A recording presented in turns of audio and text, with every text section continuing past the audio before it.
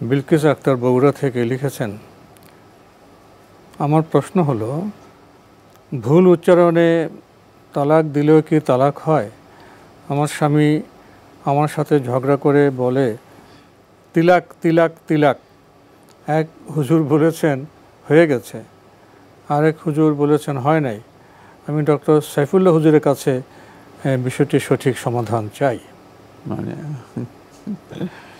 আপনার স্বামী যদি তালাক নিয়ে উপহাস করে, ঠাট্টা বিদ্রুপ করে, তাহলে তিনি কবিরা গুনাহ করেছেন এবং তার এক তালাক হয়ে যাবে।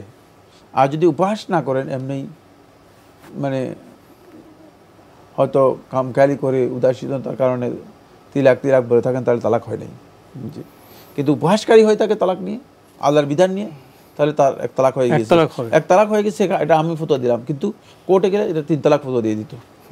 এখন যেহেতু ইসলামী রাষ্ট্র নেই, এই জন্য আমরা সহজ করলাম আর কি। এক তালাক তারা ঘর সংসার করতে পারে। জি, তো এই কাজ কোর্টে হলে এটা 3 তালাক হয়ে যেত। কারণ হলো তালাক নিয়ে উপহাসকারী, বিদ্রুপকারী ব্যক্তিকে 3 তালাকের ফতোয়া দেওয়া ওমর ইবনে খাত্তাব রাদিয়াল্লাহু আনহু বাধ্যতামূলক করে দিয়েছেন। কারণ তালাকটাকে মানে এটা রসগোল্লা মনে করার সুযোগ নেই, এটা নিয়ে ঠাট্টা মাস্কারা করার সুযোগ নেই। অনেক আছে তালাক নিয়ে ঠাট্টা মাস্কারা করতেছেন, এটা মোটেও বৈধ নয়। এটা ইসলামের একটা বিধান, সুতরাং বিধানটাকে খামখেয়ালি করলে তাহলে কোর্ট ফয়সালা নেবে। যিনি মাহকামার কাদি হবেন, কাদি ফয়সালা করবেন যে এই লোকটা আসলে কি তালাক নিয়ে উপহাস ঠাট্টা বিদ্রুপ করছে কিনা। যদি তার কাছে প্রতীয়মান হয়, প্রমাণিত হয় যে এটা ঠাট্টা বিদ্রুপ করছে, তালাকের মাসালাটাকে নিয়ে মানে বিদ্রুপাত্মক আচরণ করছে, তখন 3 তালাক কার্যকরী করে দিয়ে তার এবং তার স্ত্রীর মাঝে বিচ্ছেদ ঘটিয়ে দিবে বাধ্যতামূলকভাবে। এটা অনেকটা শাস্তিমূলক। হ্যাঁ, এটা ওমর খাত্তাব রাদিয়াল্লাহু আনহু মানে বাধ্যতামূলক করে দিয়েছেন।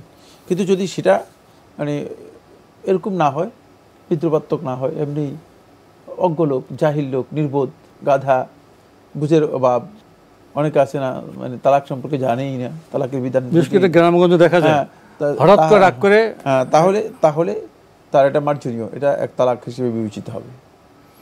আর এক তালাক হলে তো তারা ঘর সংসার করতেই পারবে। জি। আমাদের হাতে একটি ইমেল পাঠিয়েছেন আলমগীর হোসেন, লিখেছেন, আপনার জিজ্ঞাসা, আমার প্রিয় অনুষ্ঠান, এই অনুষ্ঠানের বিজ্ঞাপনদাতা ভিশনকে ভীষণ শুভেচ্ছা।